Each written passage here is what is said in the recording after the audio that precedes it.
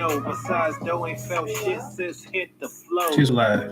The mic's picking up too. I seen them go. Yeah, yeah. I see the mic's picking up. So no. Question though, where all the money go? But they fly the shows. Quick technical difficulties. We had to restart the stream.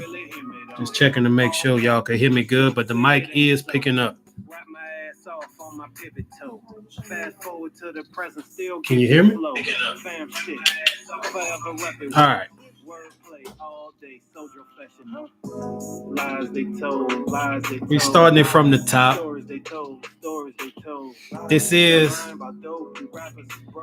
That's My Take. I am your host, Nug, the narrator. Real quick, we had some technical difficulties. We are restarting the stream. I want to first of all salute each and every one of you that subscribed and viewed any of my videos. Thank you. Tell a friend to subscribe, share, comment, like even. That's My Take podcast. We're close to the 100th subscriber. And again, that person will get something special from me. It might be something little, but just for you being the 100th person to subscribe to my channel, I will look out. And that's probably about 3 or 4 subscribers from now. Again, we are on a crash course of doing nothing but every day getting better. That's pretty much where we at with what we're doing. Every day we are on a mission to get better. And that's simple and plain. That's where our aim is. What we do over here at That's My Take is a smorgasbord of news, sports, history, and some news that I can't really even make up, but that is true. So without further ado, let's get into it. World news. The world's biggest iceberg is on the move. More than twice the size of Britain's capital city, it is on the move after decades of being grounded on the seafloor in Antarctica. The huge mass of ice broke away from the Fletcher Rhine ice shelf in 1986, caved and grounded on the Antarctic's Weddell seafloor almost immediately. The iceberg, named A23A, is about 1,300 feet thick and 1,500 square miles in area. By way of comparison, Greater London is 607 square miles. But now, nearly 3 decades later, the iceberg has probably shrunk enough in size to lose its grip on the sea floor as part of the natural growth cycle of the ice shelf and has started moving.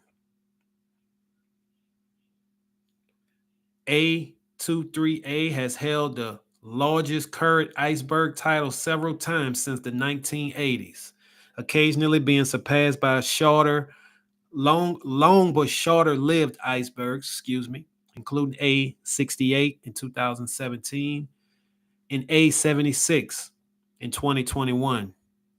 The iceberg, carried by ocean currents, will likely head eastward, and at its current rate is traveling 3 miles a day. My take, that's some cold shit. Some people will actually think global warming has something to do with the iceberg melting and starting to move,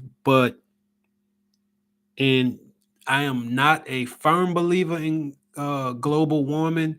I believe it's a catchphrase politicians use. And with that being said, obviously, just like most things in science, it has a shelf and a life. After being where it was for 30 plus years, it detached from the floor and now it's moving. And it also has the distinction of being the world's biggest iceberg. And again, that's some cold shit. Moving on.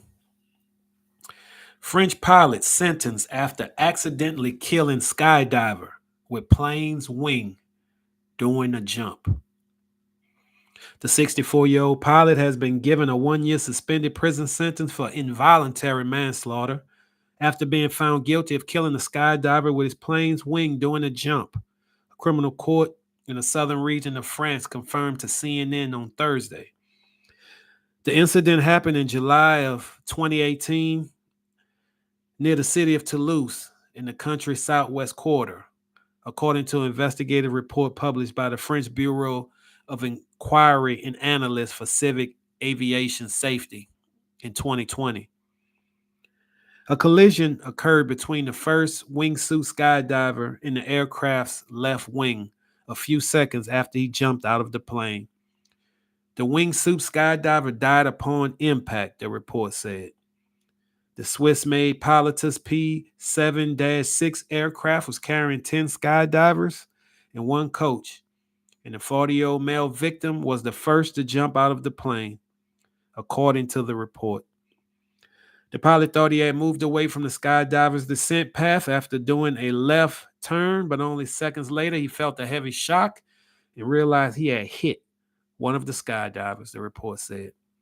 The second skydiver, who was wearing a camera which filmed the whole process of the crash, according to the report, several factors could have contributed to this crash, including a lack of onboard briefing between the skydiver and the pilot in the aircraft's immediate steep descent, controlled by the pilot, who did not have visual contact with the wingsuit skydivers. My take here is simple. I will never voluntarily jump out of an airplane. And I'll say that again, looking you straight in your eyes, all my viewers and subscribers.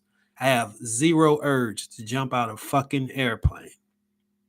I do pass my condolences to this brave soul, but at the same time, I will never be one of those people who could possibly have some unfortunate accident while I'm recreationally jumping out of an airplane. Thrills like that never, ever was anything that I actually wanted to do. And with that said, again, we're going to give our condolences to the man that passed away skydiving, and something that I personally will never have the fucking urge to do. Moving on. North Korea claims to have put a spy satellite into orbit. Analysts say this could make its military stronger. North Korea on Wednesday said it put its first spy satellite into orbit and vowed future further launches to defend against what is called its enemies' dangerous military maneuvers. Analysts said if the spacecraft works, it could provide significantly improved military capabilities to North Korea, including enabling it to more accurately target opponents' forces. The satellite was launched late Tuesday on a new carrier rocket, according to the state-run Korean Central News Agency, KCNA. The launch of a reconnaissance satellite is the legal right of North Korea to strengthen its right to self-defense, the report said. Neither South Korea, the United States, nor Japan, all of which are experiencing increasing military tensions with North Korea, could confirm the satellite had actually made it into orbit. Quick take on this: North Korea is nothing to fuck with. We should definitely keep our eyes on anything them little motherfuckers are trying to do over there. Just my opinion. I am against war and all odds, but a communist country that basically terrorizes its own citizens would only terrorize the world given the opportunity. So with that being said, U.S. and UN forces, keep your eyes on North Korea and its possible satellites. We're moving on to U.S. news. But before we move on to U.S. news, I'm going to take a sip of this nice sweet tea I made and let y'all know that it's Monday. And me being from New Orleans, I made me a big, nice pot of red beans and rice. And when I tell you I think it was one of my best recipes to date, I surprised myself with just how good them red beans turned out.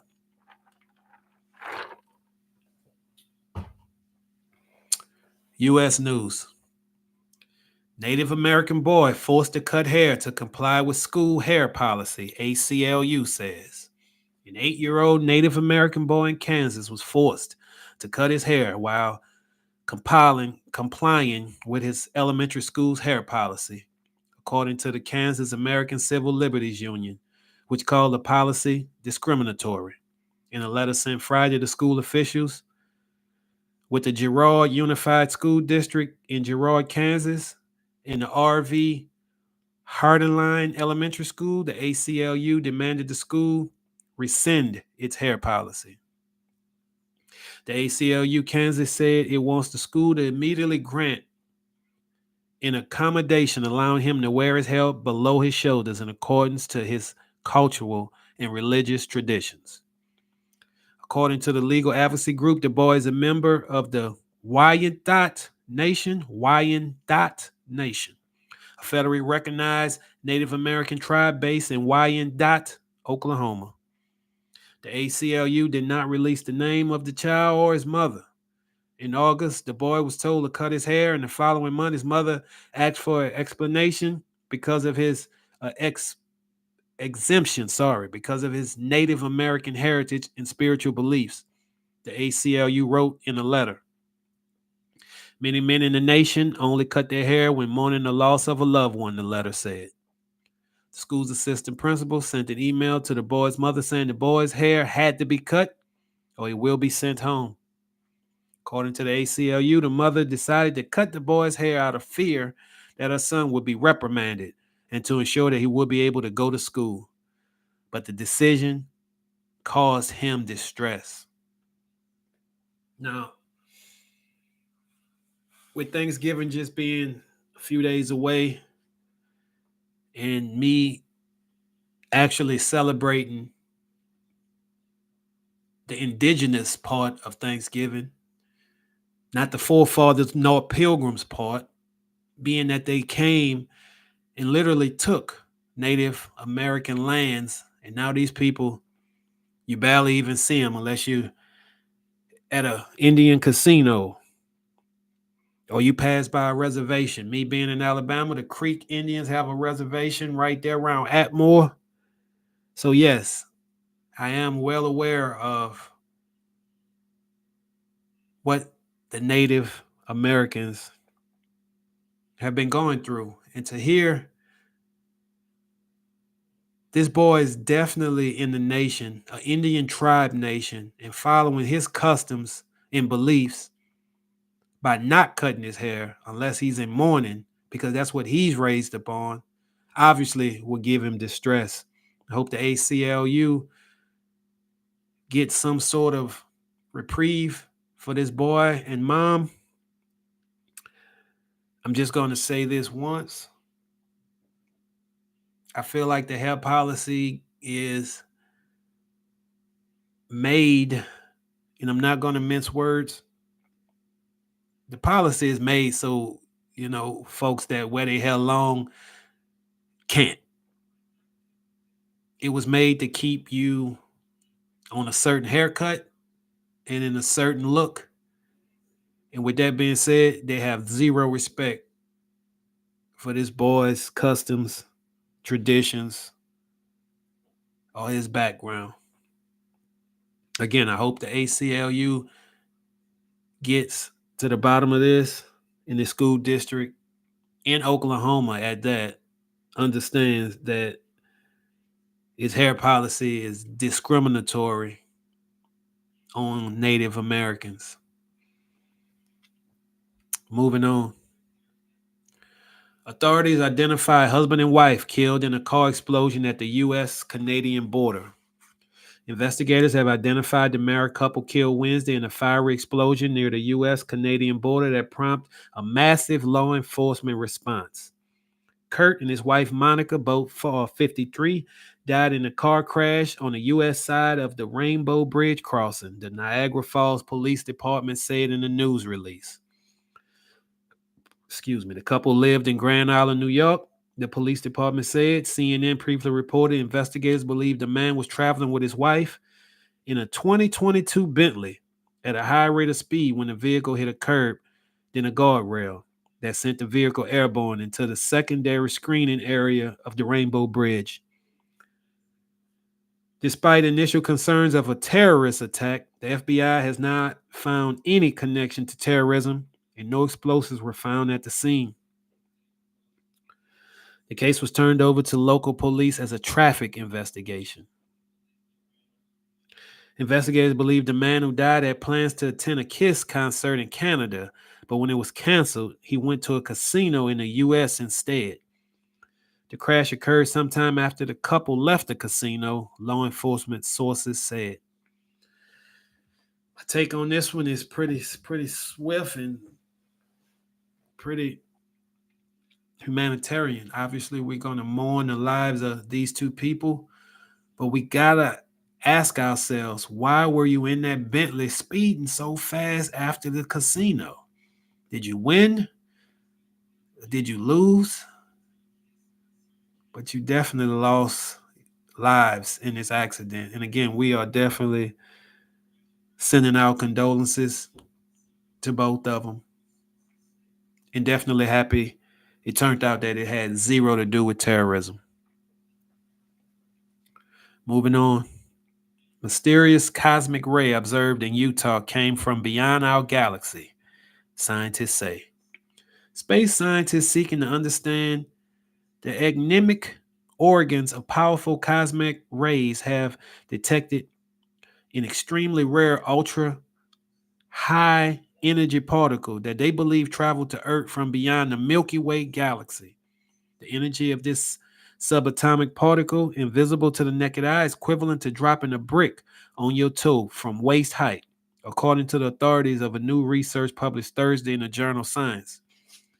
It rivals the single most energetic cosmic ray ever observed, the oh my God particle that was detected in 1991, the study found. Cosmic rays are charged particles that travel through space and rain down on Earth constantly. Low energy cosmic rays can emanate from the sun, but extremely high energy ones are exceptional. They are thought to travel to Earth from other galaxies and extragalactic sources.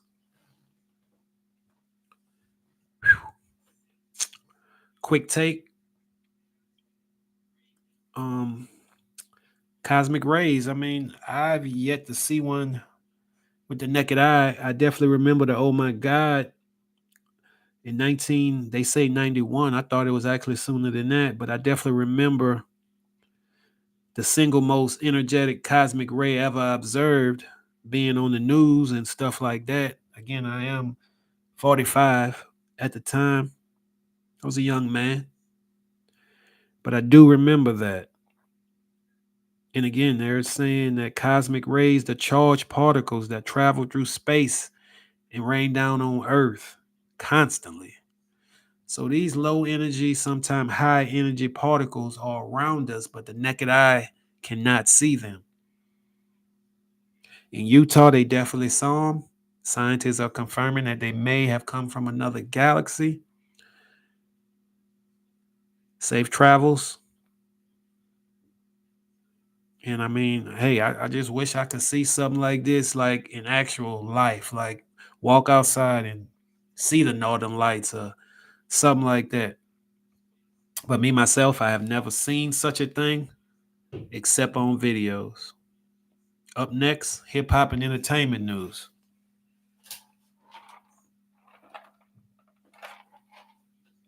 And as always, That's My Take podcast is brought to you by the fam. That's the fam, FAMM. Forever amongst made men, forever about making money. Hip hop and entertainment news. Diddy says latest sex assault lawsuit filed by scammers. Diddy has responded after a third woman filed a lawsuit accusing the hip hop mogul of sexually assaulting her in the early 1990s. A Jane Doe accuser claimed Diddy and Aaron Hall took turns awing her and her friend in 91 or 92 after they met at an event. She claimed she was given drinks before being coerced into having sex with Combs. The suit claims the woman was shocked and traumatized following the alleged assault, and she attempted to get dressed. However, she alleged that when Hall barged into the room, pinned her down, and forced Jane Doe to have sex with him. She claimed her friend also confirmed she was allegedly forced to have sex with Combs and Hall in another room. The lawsuit also states that Diddy became violent when he saw her and her friend a couple days after the alleged assault. A spokesman for Diddy denied the claims in a statement to allhiphop.com, saying these are fabricated claims, falsely alleging misconduct from over 30 years ago, and filed at the last minute. This is nothing but a money grab. Because of Mr. Combs' fame and success, he is an easy target for anonymous accusers who lie without consent or consequence for financial benefit. Real quick, my take on this one is pretty, I don't know, nonchalant. I can't sit here and act like Diddy's an angel, or I can act like I'm a fan of Diddy. With that being said, I never want to see no man incarcerated, but if you are to lose a couple millions for your misfortunes and misdeeds, well, so be it. You sold a lot of Ciroc, a lot of albums. You'll get over it. Moving on. Suge Knight has demanded answers from Snoop Dogg over Tupac's murder, saying his former artist had some explaining to do. In an explosive segment of his podcast, Collect Call, which I definitely encourage all my viewers and subscribers to watch, the currently incarcerated founder of Death Row Records, who was in the car with Pac the night he was shot in Vegas, he questioned Snoop's role in the death of the rap legend. When asked about Diddy's alleged involvement in Pac's murder, Knight turned his attention to Snoop and said he wants a face-to-face talk with his ex-signee, who now owns Death Row. Quotations, as far as the Puffy situation, I really got to have a real conversation with Snoop, he said. I knew that Pac did everything right by him by putting him on all eyes on me, speaking about him and being real with him. And if it is true that what they say face to face is going to be a lot explaining to do. Knight also said that Snoop never visited Pac in the hospital after his shooting, although the dog father has said multiple times that he saw Pac before he died. My take is wild. I really don't feel Snoop had anything to do with the murder. I do, after years of speculation, believe that the right person is now behind bars for the murder of Tupac. I just want to say Suge as being directly in the middle of the shooting and all the East and West Coast tensions. Definitely, I feel should be given a sit down. Will he actually get one with Snoop? I doubt it. Snoop's huge. Snoop is one of the biggest recognized rappers in the world today. Rest in peace, Pop. Moving on. Tiffany Haddish arrested for DUI after allegedly falling asleep behind the wheel. She was taken into police custody for driving under the influence in LA. On Friday, November 24th, TMZ obtained video footage of the comedian and rapper being cuffed and placed in a Beverly Hills Police Department vehicle. Though she was not involved in an accident, Haddish apparently fell asleep in the middle of the road while her engine was still running. If the 43-year-old is charged with a DUI for the incident in Cali, it would be her second. In early 2022, she was arrested under similar circumstances when the Peachtree City Police Department in Georgia was alerted about her dozing off behind the wheel, for which she is set to appear in court on December the 4th. Tiffany, get you a driver. Tiffany, don't be loaded behind the wheel. You're falling asleep regularly, baby. Just keeping it real. Again, we never want to see nobody arrested, famous, unfamous. So with that, be more careful with what you do and how you do it moving forward. Up next, sports news. The Carolina Panthers has fired their head coach Frank Wright. The Carolina Panthers owner David Tipple fired coach Frank Wright on Monday, today, less than 24 hours after the owner left the locker room muttering a bad word following Sunday's 17-10 loss to the Tennessee Titans in Nashville. The coach's tenure at Carolina ended with an NFL's worst 1-10 record, including an 0-6 mark on the road.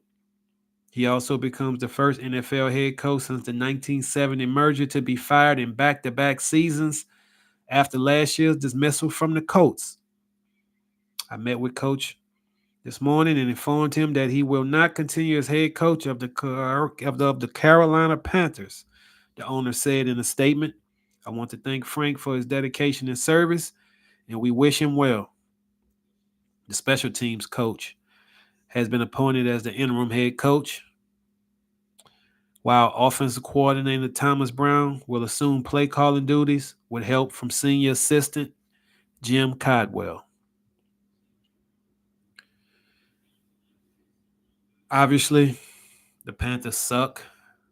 Obviously, they may have made the wrong choice at quarterback.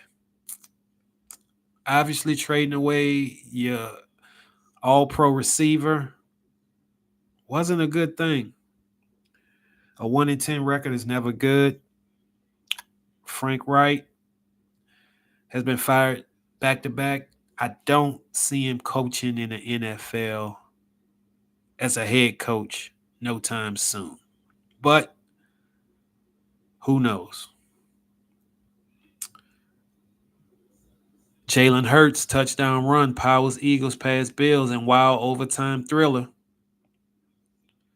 In a fitting ode to the face-off of dual-threat quarterbacks, the Philadelphia Eagles franchise man escaped up the middle for a 4-yard rushing touchdown to secure the win, 37-34 for the Eagles over Buffalo in overtime. With the victory, the Eagles improved their league-best record to 10-1, while the Bills fell to 500. Their 6-6 record increasingly moving them further from the postseason. For the fourth straight game, the Eagles trailed at half. For the fourth straight game, that didn't stop Philly from rallying to a win. Credit Jake Elliott's game-time 59-yard field goal to send the game to overtime. Jalen Hurts 3 touchdowns and 4 pass attempts crossed the third and fourth quarter, and the Eagles cornerback James Bradbury jumping a fourth quarter pass intended for Stephon Diggs for sparking the Philadelphia's latest comeback. Real quick, I watched the entirety of this game. As some of you may know, I am a strong and huge football fan. That game was an instant classic. Jalen Hurts never seemed worried at any point of time. On the other hand, Josh Allen, 8 straight game with a pick. Josh Allen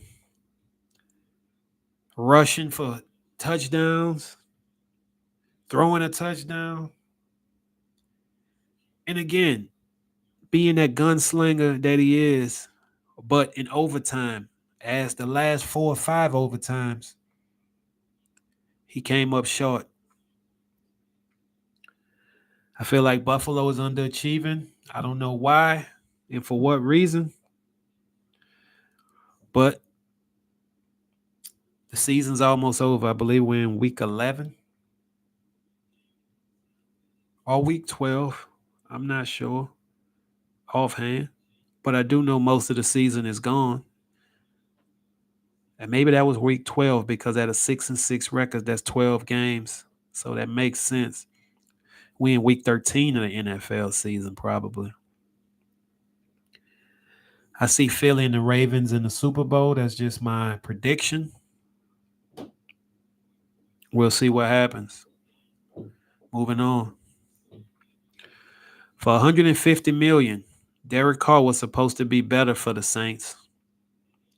When the quarterback signed a $150 million deal with the New Orleans Saints, it was supposed to be an upgrade from what the team had with Andy Dalton last season. Even if we consider it an upgrade, it's debatable because Dalton was actually good last season. The return on investment is clearly not there. The Saints had a chance to open up a nice lead in the NFC South with a victory at the Atlanta Falcons. But the biggest play of the game was caught throwing a pick six, telegraphing the throw that Falcons safety Jesse Bates III broke on and returned 92 yards for a touchdown. The Falcons were bad on offense with Desmond Ridder back in the lineup, but Carr's mistake was too much to overcome. He didn't make enough positive plays to make up for the bad pick six.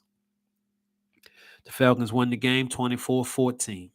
24-15. Back in the tie with the Saints for the NFC South lead at 5-6. The Saints have too much talent to be under 500 and a $150 million quarterback.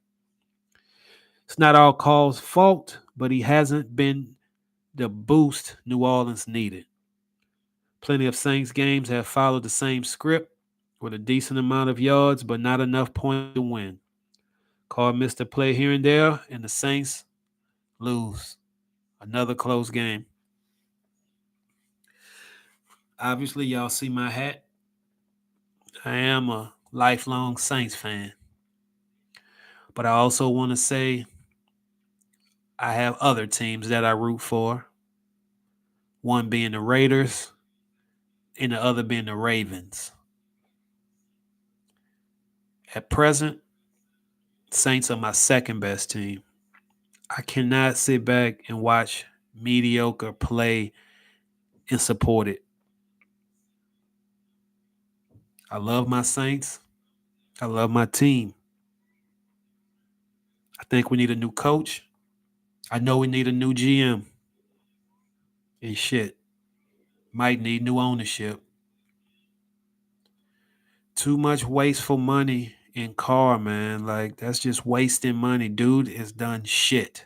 He's a fucking lemon. Moving on. Alabama pulled off a miracle to beat my Auburn Tigers in the Iron Bowl this year in Auburn. This time, the Jordan Hare Stadium miracle belonged to the visitors. For all trouble Alabama football has historically faced when visiting its arch rival in Auburn, Crimson Tide got a measure of karma back on Saturday. A fourth and forever pass with just 32 seconds remaining from Crimson Tide quarterback Jalen Milroe to Isaiah Bond, a 31-yard prayer that just isn't supposed to be answered for Jordan Hare visitors. Delivered a 27-24 Alabama win. Auburn had 9 defenders trying to stay with Auburn's receivers in the end zone because anything other than a touchdown pass would have resulted in an Auburn victory. But somehow, Milroe found Bond with just a little space to squeeze in the game-winning points.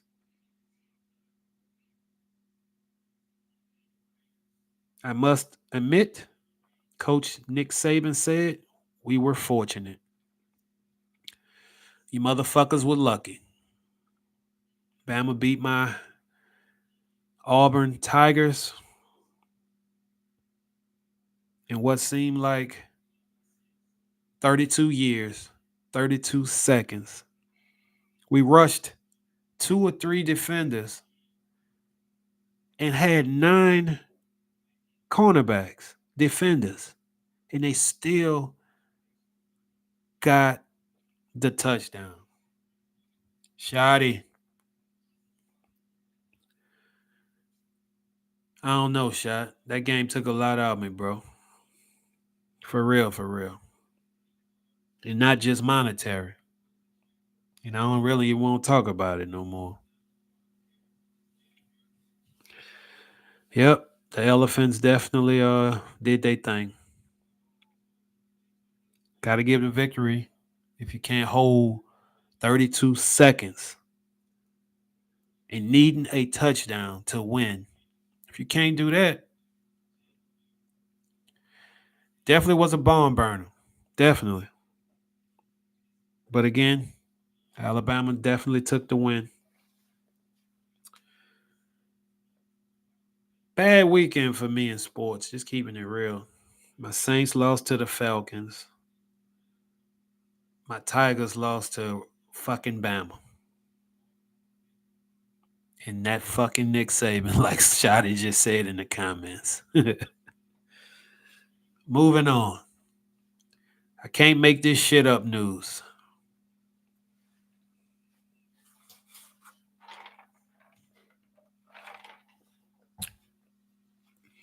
Woman gives birth on airplane as shocked passengers look on.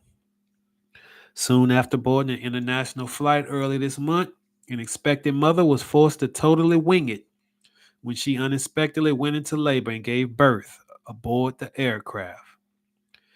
Hearing cheers and applauding passengers on the Pegasus Airlines plane set to fly from Istanbul to France as paramedics at the international airport marched onto the skybus to assist the unidentified woman, whom welcomed her child moments before takeoff.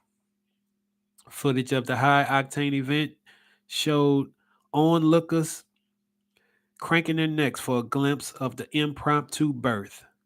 One big-hearted passenger is seen collecting what appears to be baby clothes from other travelers as a gift to the mother and child. I can't make this shit up. That's one fly-ass baby. This day in history. If you're not familiar with the show and it's your first time here, This Day in History is a segment I do where I like to leave y'all with a little education as well as a little historical prowess. In 2019, the country of Ghana celebrates the Year of Return, marking 300 years since the first African slave ship sold in America, by granting 125 people citizenship in a special ceremony. That happened November 27th, 2019, as they celebrated the Year of Return, marking 300 years since the first African slave ship was sold in America, by granting 125 people citizenship in a special ceremony. I usually don't give a huge take on a historical event, but when I ran across this one, being my ancestors were slaves, it not only touched me, but it was one that I easily wanted to share with my viewers and my 97, 96 subscribers. I don't blame capitalistic America for the total slave trade, as Africans in higher positions sold lower positioned Africans into slavery. That is a fact. Another fact is that slavery happened. I, like many other foundationally black Americans, not only expect reparations, but we are demanding them. As you, America, gives so many other citizenships, so many other breaks, we only was asking what's rightfully ours as we help build this country, this America. I want to thank y'all for joining me this evening. Didn't quite go an hour, but I definitely did have to restart the show because my mic wasn't working. With that being said, I restarted the show. I got through another show. My partner Shotty stopped by. I appreciate that, bro. Like a lot, a lot. I appreciate that, bro. And again, this is a marathon. So in 10 years, I'm going to be 55, but I'm going to still be, that's my taking. Because so say, got something to say. I'm going to leave y'all with some music. And I'm going to leave y'all hopefully a little bit better than where we left y'all or where we started off. Hopefully I gave some value and help bring a little joy to your day. Again, thank you. And we'll see y'all next time. Nug the Narrator out.